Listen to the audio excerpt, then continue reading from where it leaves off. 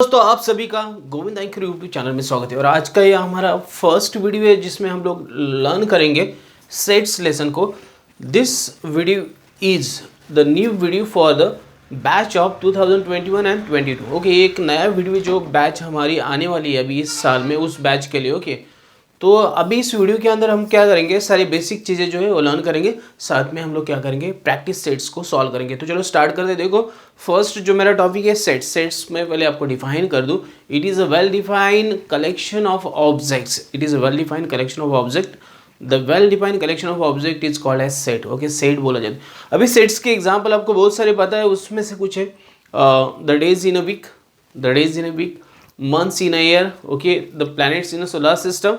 जैसे कि मैं द स्टूडेंट्स इन क्लास, ये सारे के सारे सेट्स के एग्जांपल है। लेकिन मैं बोलूँगा brave student in a class, तो ये अपना सेट नहीं। ब्रेव कौन से ब्रेव है पता नहीं मुझे। ओके, और poor student in the class ये मैं नहीं बता सकता exactly. Okay, the great forts in Maharashtra, ऐसे अगर कुछ भी मतलब अगर आपको लग जाता है जहाँ पे विशेष नाम आ जाता है, ओके, जिसको हम लोग बोलते हैं प्रोनाउन बोलते हैं। ओके, अगर कहीं पे भी आता है प्रोनाउन मतलब ऐसा विशेष नाम आ जाता है जिसको स्पेशल नेम बोलेंगे, तो वहाँ पे हम लोग को कंफ्यूज नहीं होने, उनको हम लोग सेट्स में नहीं कैटेगराइज करते। होगी तो कौन से सेट्स है कौन से नहीं सेट्स नहीं, ये सारी चीज़ें आपको यहाँ पे याद रखनी है। तो चलो एक शॉर्ट इंट्रोडक्शन मैं आपको करवा के देता हूँ। सेट इंट्रोडक्शन, इस लेसन का इंट्रोडक्शन करवाता हूँ, फिर हम लोग आगे बढ़ेंगे।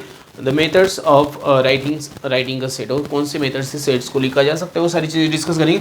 देखो well defined collection of object is called as set. Okay, well defined, a well-defined collection of objects, a well-defined collection of objects. Okay, a well-defined collection of objects or the well-defined collection of objects is called as set. Okay, example days of a week, months in a year, set of natural numbers, set of whole numbers, set of rational numbers, set of irrational numbers, but these are the infinite sets. ये सबसे बड़े sets रहेंगे। planets in a solar system, forts in a Maharashtra state, great ports अगर मैं लिखता हूँ तो इसको मैं सेट्स में इन्वॉल्व नहीं कर सकता हूँ। विलेजेस इन कर्जत तालुका, जैसे कि मैं कर्जत में रहता हूँ तो कर्जत तालुका में कौन कौन से विलेजेस आते हैं। Villages in Raigad district, villages in Maharashtra state.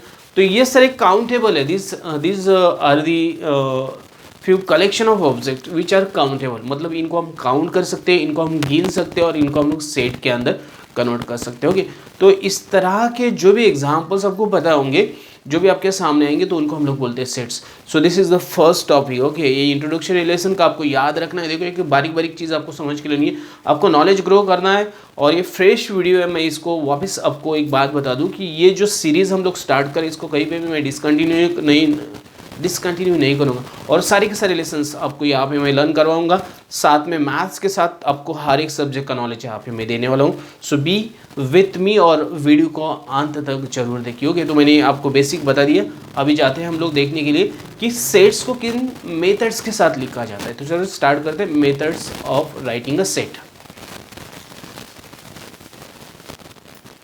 तो चलो जान लेते हैं हम लोग अभी कौन से मेथड्स है जिनमें हम लोग सेट को लिख सकते हैं। So which are the methods by which we can write a set, और हम लोग को सेट लिखने के लिए कौन से मेथड यूज़ करने, ये हम लोग यहाँ पे लर्न करेंगे। देखो मेरे पास दो ही मेथड है, फर्स्ट है लिस्टिंग और रोस्टर मेथड, सेकेंड है मेरे पास सेट बिल्डर फॉर्म और उसको ही बोला जाता है रूल मेथड। तो इन दोनों मेथड्स में हम लोग सेट को किस तरह से लिख सकते हैं ये फर्स्ट हम लोग लर्न करेंगे।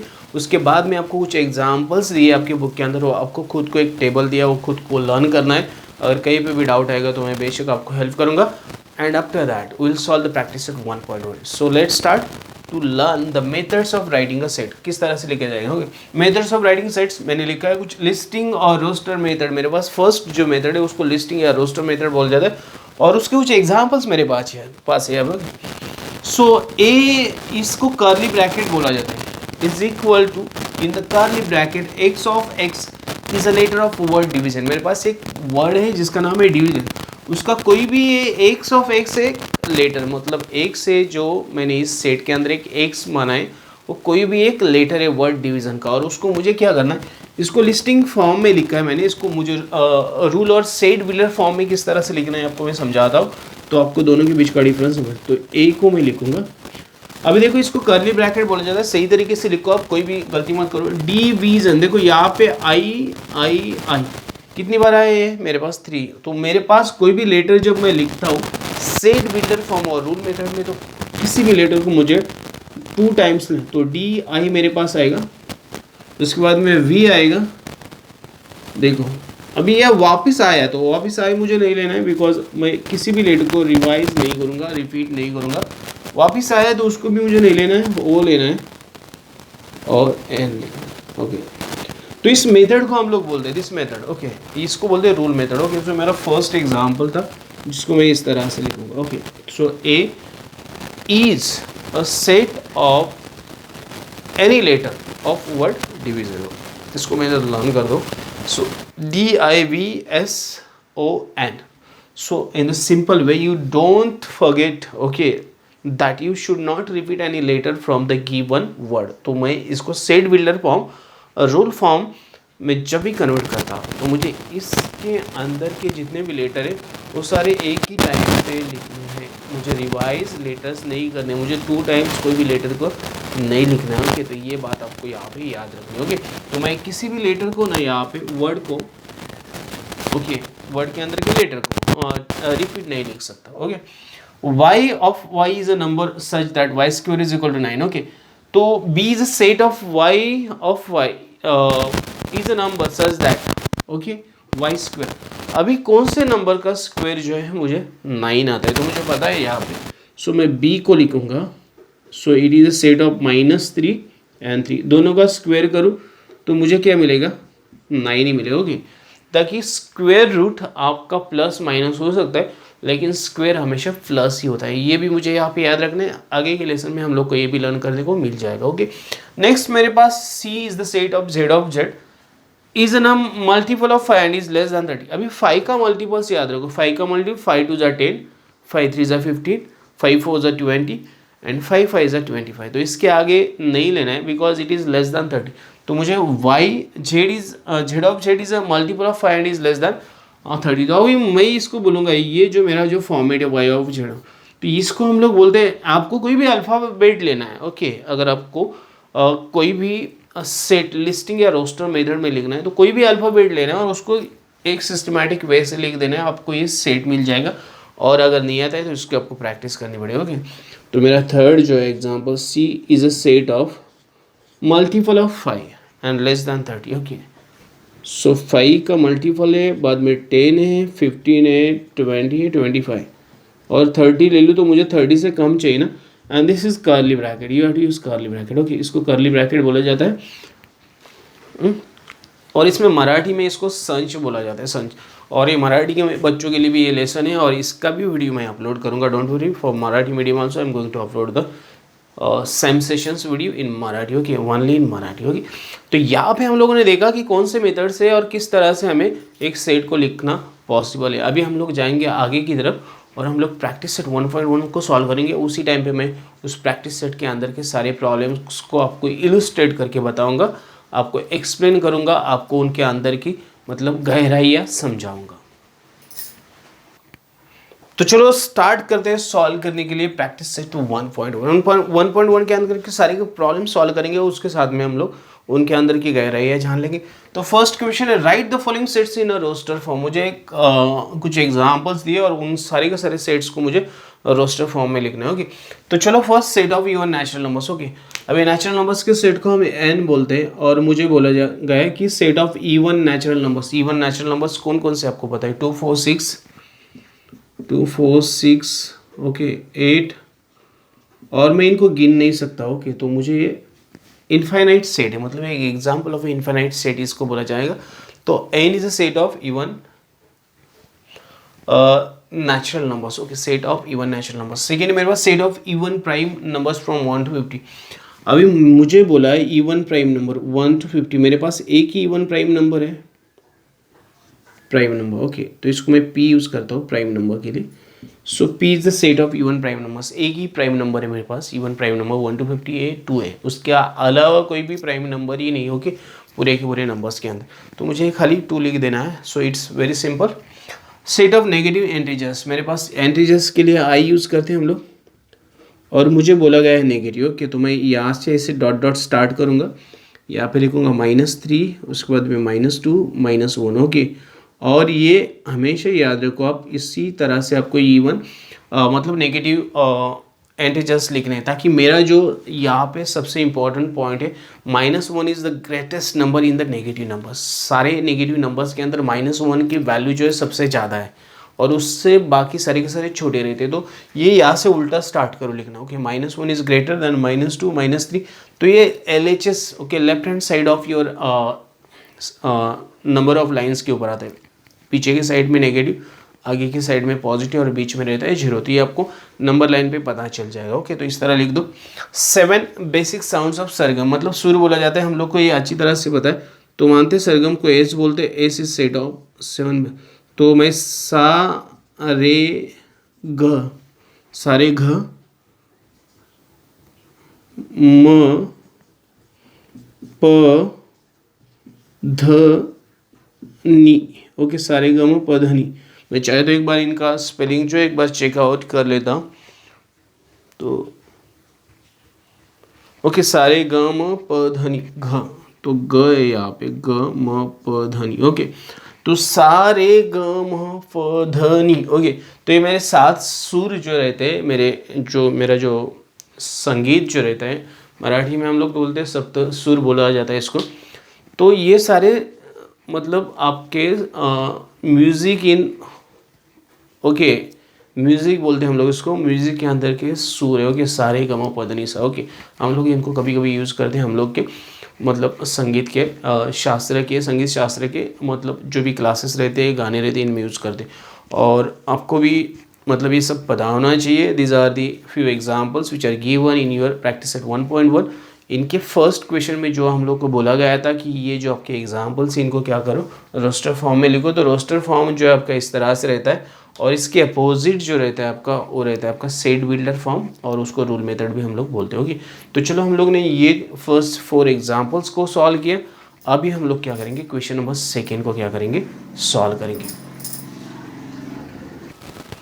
तो चलो नेक्स्ट क्वेश्चन को सॉल्व करेंगे। यहाँ पे मुझे नेक्स्ट क्वेश्चन है, write the following symbolic statements in words. Okay, मुझे क्या करनी है, कुछ सिंबॉलिक स्टेटमेंट्स दिए, मुझे उनको वर्ड्स में कन्वर्ट करना है। And it is very easy. 4/3 belongs to Q, -2 is not an element of set N, 4/3 is an element of set Q, and P is a set of all p's such that P is an odd number। ये मुझे लिखना है, but मैं आपको समझा देता हूँ। इसका बिलोंग्स टू बोलते हैं, इसको क्या बोलते हैं, बिलोंग्स टू, मतलब ये इस सेट को बिलोंग करता है। तो क्या 4/3 is an element of set, क्या नाम है सेट का, Q। तो 4/3 is an element of set Q। So -2 यहाँ पे does not belongs to, okay, does not मतलब do not belongs to N। Okay, इसको हम लोग इस तरह से लिखते हैं, तो do not belongs to, okay, cross line मार देते, this is belongs to. Okay, तो -2 is not an element of set N, मतलब नेचुरल नंबर नहीं है। ओके, तो इस तरह लिख देंगे। Q is the set of rational numbers. Okay, rational 4/3, 3/4, तो रैशनल नंबर्स क्या होते हैं आपको पता है, आप चाहे तो 8 के बुक में भी आपके देख सकते हैं। And P, set P is the set of all P's such that P is an odd number. Okay, तो मैं इसको इस तरह लिखूंगा, set P is a set of all P's such that P is an odd number, is an odd number। Okay, और कुछ नहीं करना है मुझे। तो ये मेरा क्वेश्चन नंबर 2 था, और मुझे सिंबॉलिक स्टेटमेंट्स को वर्ड्स में कन्वर्ट करना था। बहुत ज़्यादा इजी है, आपको भी आ जाएगा, कहीं पे भी दिक्कत नहीं आएगी। खाली आपको क्या करना है, समझ के रहना है। You have to understood, okay, the concept समझ में आएगा तो आपको सारी चीज़ें आ जाएंगी। और कहीं पे भी आपको लगता है कुछ भी डाउट है, आपको नहीं समझ में आया, तो बेशक कमेंट करो, हम लोग उसको क्या करेंगे, सॉल्व करेंगे। तो यहाँ पे सेकंड क्वेश्चन कंप्लीट किया। अभी क्या करते हैं, थर्ड क्वेश्चन की तरफ बढ़ते हैं। तो चलो क्वेश्चन नंबर 3 को सॉल्व करेंगे। Right any two sets by using listing method and by rule method. मेरे पास लिस्टिंग और रूल मेथड 2 मेथड्स होते हैं, उनके अंदर मुझे जाके 2 एग्जाम्पल्स लिखने। लिस्टिंग मेथड में मैंने ये 2 एग्जाम्पल ऑलरेडी पिकअप कर दिए। ओके, तो A is a set of -3 and 3। Okay, तो मैं इसको किस तरह से लिख सकता हूँ ये मैं बताऊँगा आपको। इसको रूल मेथड में मैं कन्वर्ट करता हूँ। तो ए इज सेट ऑफ, मैं x ऑफ x ले सकता हूँ। Okay, x of x is a number such that is a number such that मुझे लिखना है X square is equal to 9, X square is equal to क्या लिखूँगा 9। तो ये 9 का स्क्वायर रूट जो है मेरा, ये मुझे -3 और 3 मिल जाता है। ओके, आपके पास ऑलरेडी गिवन एग्जांपल्स है। ओके, फर्स्ट और second. We, okay, A E I O U आपको पता है ओवेल्स है। Okay, in English alphabet. Okay, तो मैं यहाँ पे वी को लिखता हूँ सेकंड वी, और मैं यहाँ पे x of x y of y कुछ भी लेटर ले सकता हूँ। y of y is a oval, is a oval. Okay, is an oval लिख देता हूँ मैं, ओवल इन इंग्लिश अल्फ़ाबेट। कि इंग्लिश अल्फ़ाबेट्स जो रहते हैं, इंग्लिश अल्फ़ाबेट्स बोलते हैं हम लोग उसको। Okay, English alphabets y of y is an vowel in English alphabets. Okay, तो मुझे खाली क्या करना है, इनको देखो, ये रूल मेथड है। Okay, this is known as rule method, इसे रूल मेथड बोलते हैं हम लोग, और इसे बोलते हैं लिस्टिंग, और रोस्टर मेथड भी बोला जाता है। लिस्टिंग इसका दूसरा नाम है रोस्टर मेथड। ओके, रोस्टर, और रूल में इसका है set builder form. Okay, set builder form, ये मेरा इसका सेकेंड नाम है। ओके, यहाँ पे सेट बिल्डर फॉर्म। ओके, तो ये दोनों नाम सेम है, इसको रूल मेथड और सेट बिल्डर फॉर्म बोला जाता है, इसको लिस्टिंग मेथड और रोस्टर मेथड बोला जाता है। और इन दोनों के बीच में जो बेसिक डिफरेंस है, आप लिस्टिंग में लिस्ट बनाते हो किसी भी ऑब्जेक्ट की, and that is known as listing method. और एक मेथड है जिससे हम लोग सेट को लिखते हो। कि सेकेंड जो मेरे पास है रूल और सेट बिल्डर फॉर्म, यहाँ पे मैं एक्सप्लेन कर देता हूँ, थोड़ा सा एक्सप्लेनेटिव पार्ट रहता है, और इसको सच दैट ऐसे हम लोग वर्ड्स यूज़ करते होंगे। तो ये चीज़ आपको बेसिक चीज़ समझ में आनी चाहिए। और किस तरह से हम लोग ये जो मेथड है रूल मेथड और सेट बिल्डर फॉर्म, इसको लिखेंगे, ये भी मैं आगे आपको लास्ट एग्जाम्पल के टाइम पे बताऊंगा। तो यहाँ पे थर्ड क्वेश्चन मैंने कंप्लीट कर दिया, मैंने बताया आपको किस तरह सॉल्व करना है। अभी हम लोग क्या करते हैं, फोर्थ क्वेश्चन को लर्न करेंगे। तो चलो क्वेश्चन नंबर 4 को सॉल्व करेंगे। यहाँ पे मेरे पास क्वेश्चन है, write the following sets using listing method, इसे रोस्टर मेथड भी बोला जाता है दोस्तों। All months in the Indian solar system, बहुत ज़्यादा मंथ से बहुत टाइम जाएगा, और मुझे भी ये पूरे मंथ बाय हार्ट्स याद नहीं है, so better way I have written that all months. Okay, तो मेरे पास A is a set of all months in Indian solar year बोलेंगे, तो हम लोग A Chaitra Vaishakh Jyeshtha Ashadh Shravan Bhadrapad Ashwin Kartika Margashirsha Pausha Magha and Phalguna. Okay, so these are the months in an Indian solar year. Okay, 1 2 3 4 5 6 7 8 9 10 11 12 12 months जो रहते हैं, जो इंडियन सोलार ईयर में रहते हैं, हम लोग के सोलार ईयर में रहते हैं, उनके नाम इस तरह से कुछ है, चैत्र वैशाख, देन ज्येष्ठ आषाढ़ श्रावण भाद्रपद अश्विना कार्तिका मार्गशीर्ष पौषा मघा एंड फाल्गुना। ओके, तो हम लोग मराठी में सिंपली बोलेंगे तो इनको बोलते हैं चैत्र वैशाख ज्येष्ठ आषाढ़ श्रावण भाद्रपद अश्विन कार्तिक मार्गशीर्ष पौष मघा आणि फाल्गुना। ओके, तो इस तरह से बोलते हैं। तो ये मराठी में बहुत इजी है याद रखना as compare to in English. Okay, latest in the word compliment, अभी मुझे कॉम्प्लीमेंट मान लेते, इसको हम लोग बी बोलेंगे सी। अब सी बोल दो, C is the set of letters in the word complement.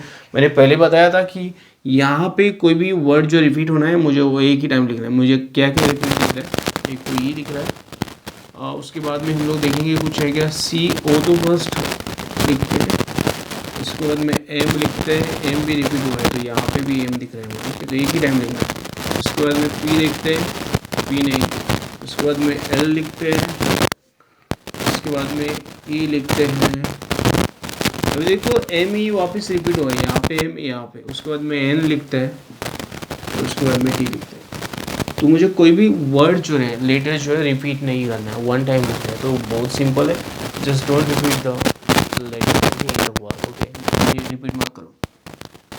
Set of human sensory organs, कौन कौन से, मान लेते D is the set of human sensory organs. कौन से, मेरे पास नोज़ है, उसके बाद में ईयर्स है मेरे पास, उसके बाद में आईज है मेरे पास, उसके बाद में टंग है मेरे पास, और फाइनली मेरे पास है स्किन। ओके, तो ह्यूमन सेंसरी ऑर्गन्स जो 5 है मेरे पास, nose, ears, eyes, tongue and skin. Very simply you write set of prime numbers from 1 to 20। 1 to 20 कौन कौन से प्राइम नंबर्स, उसको पी सेट मान लेते, प्राइम नंबर्स का सेट है। तो 1 to 20 मेरे पास 2 it is even prime number, 3 है मेरे पास, उसके बाद में 5 मेरे पास, 7 है मेरे पास, उसके बाद में 11 है मेरे पास, 13 है मेरे पास, 17 मेरे पास और एक 19। ओके, सो ये मेरे सारे प्राइम नंबर से। आपको पता है prime number is number which is divided by 1 and itself only. Okay, उसको प्राइम नंबर बोला जाता है और ये आपको 8th स्टैंडर्ड में भी दे दिया था। Okay, names of the continents of the word, ये भी मैं लिख सकता हूँ। कॉन्टिनेंट्स ऑफ वर्ड है तो इसके लिए मैं वापस बोलूँगा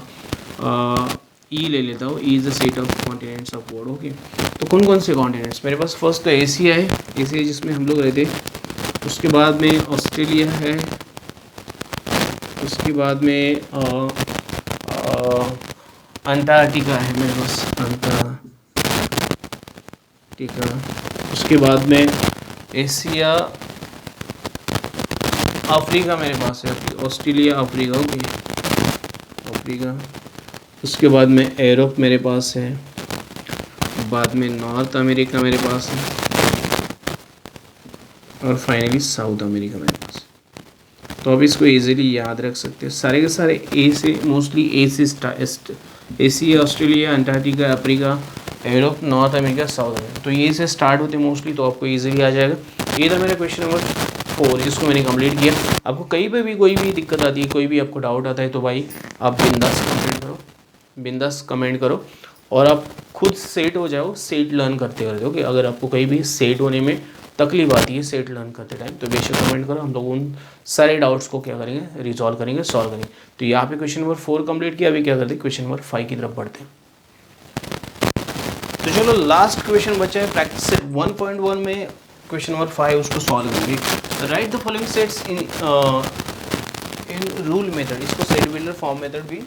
right the following sets in rule method. मुझे कुछ एग्जांपल्स दे दिए, मुझे उनको सॉल्व करना है। सॉरी, यहाँ पे ये जो वर्ड था मेरे से रफ हो गया, मैं इसको वापस लिख देता हूँ। तो चलो फर्स्ट 1, 4, 9, 16, 25, 36, 49, 64, 81 एंड 100। आप अगर इसको ऑब्जर्व करेंगे तो these are the squares of numbers from 1 to 10। Okay, 1 to 10 जो नंबर्स उनका स्क्वायर्स है। तो ए में लिखता हूँ is the set of x is equal to n square. n square मतलब n square. Okay, n belongs to natural numbers, एक natural number है and this natural number। okay, and n is not more than 10, n is less than 10 और is equal to 10। okay, तो इस तरह से लिखो, एकदम शॉर्ट फॉर्म है। okay, ये आपका इजीली लिखने का एक पैटर्न है, इस तरह लिखो। 20, 6, 12, 18, 24, 30, 36, 42 and 48। अगर मैं इसको सही तरीके से ऑब्जर्व करता हूँ तो मुझे पता हो जाता है y ऑफ y ले लेता हूँ इज इक्वल टू 6 एंड देखो ये 6 के मल्टीपल है। Okay, and it is n belongs to natural numbers, सारे के सारे पॉजिटिव है तो नेचुरल नंबर्स है। And n is less than 9, n is less than 9, तो n इज इक्वल टू 8 हो सकता है। तो 8 6 48 आ जाता है। ओके, तो मैं इसको इस तरह से लिख देता हूँ। एंड c, ओके, c को मुझे लिखना है, c is the set of तो ये मैं किस तरह से इसको वापस x of x is a letter in the word smile ले लो। आपको जो सही लगे, स्माइल ले लो, मिसाइल ले लो, माइल्स ले लो, चलेगा। Okay, so x of x is a letter in the word smile, इस तरह से लिख देते हैं। नेक्स्ट है मेरे पास Sunday, Monday, Tuesday, Wednesday, Thursday, Friday, Saturday. Okay, तो मैं डी को लिखूंगा। यहाँ पे भी मैं x ऑफ x ले लेता हूँ, y ऑफ y ले लेता हूँ as per my requirement. Okay, y of y is a day in a week. Okay, in a week, in the week, in a week, तो एक मतलब जो हफ्ते है उसके अंदर का एक दिन रहेगा। ओके, सो ये यहाँ पे भी आप फुल स्टॉप दे दो, चलेगा। Okay, now see that y of y is a day in a week. Okay, ऐसा आएगा। And A E T, okay, तो इसको लिखेंगे x is equal to x of x is a letter in the word T और eat, कोई भी ले लो आप, चलो टी और eat. Okay, so x of x is a letter in the word T और ईट। ओके, तो इस मेथड को हम बोलते हैं, इसको रूल मेथड बोलते हैं। और ये जो पहले जो मेथड दिया है इसको बोलते हैं हम लोग लिस्टिंग मेथड और रोस्टर मेथड। ओके, लिस्टिंग और रोस्टर, एंड रूल और set builder form method. Okay, आपको कोई भी वर्ड यूज़ किया जाएगा, आपको कन्फ्यूजन लगेगा थोड़ा बहुत, बट कन्फ्यूजन लगने की कोई ज़रूरत नहीं। आपको सिंपली इसको लिखना पॉसिबल है, आपको वर्ड्स में लिखना पड़ता है जब भी, तो आपको रूल मेथड रहते हैं, सेट बिल्डर फॉर्म। और आप जब लिस्ट के फॉर्म में लिखते हो तो वो लिस्टिंग और रोस्टर मेथड हो जाता है। ओके, तो यहाँ पे हम लोगों ने क्या किया, आपका प्रैक्टिस सेट 1.1 कंप्लीट किया है। मैंने मेरी तरफ से आपको समझाने की कोशिश की, फिर भी आपको लगेगा कहीं पे कुछ भी समझ में नहीं आए तो बेशक कमेंट करो, हम लोग आपके क्वेरीज को सॉल्व करने की कोशिश करेंगे। ओके, तो यहाँ पे प्रैक्टिस सेट 1.1 कंप्लीट कर दिया। अभी ये जो नया सीरीज स्टार्ट हो रहा है नए बैच के लिए, आपके नए साल के लिए, तो आप मेरे साथ बने रहिए, सारे सीरीज़ को कंप्लीट होने तक बने रहिए। आपको सारे सब्जेक्ट के नॉलेज मैं यहाँ पे देने की कोशिश करूँगा, ये मेरा दावा है आपसे। And this time will complete the whole syllabus of almost all subjects in the upcoming videos. और अगर वीडियो अच्छा लगता है तो लाइक शेयर कमेंट करना ना भूलिए, चैनल को सब्सक्राइब कर दो, बेल आइकन बटन को दबा दो, ऑल के ऊपर क्लिक करो ताकि आने वाली वीडियोस की नोटिफिकेशन आपको ऑन टाइम मिलती रहे। Thanks and keep watching, have a very nice time.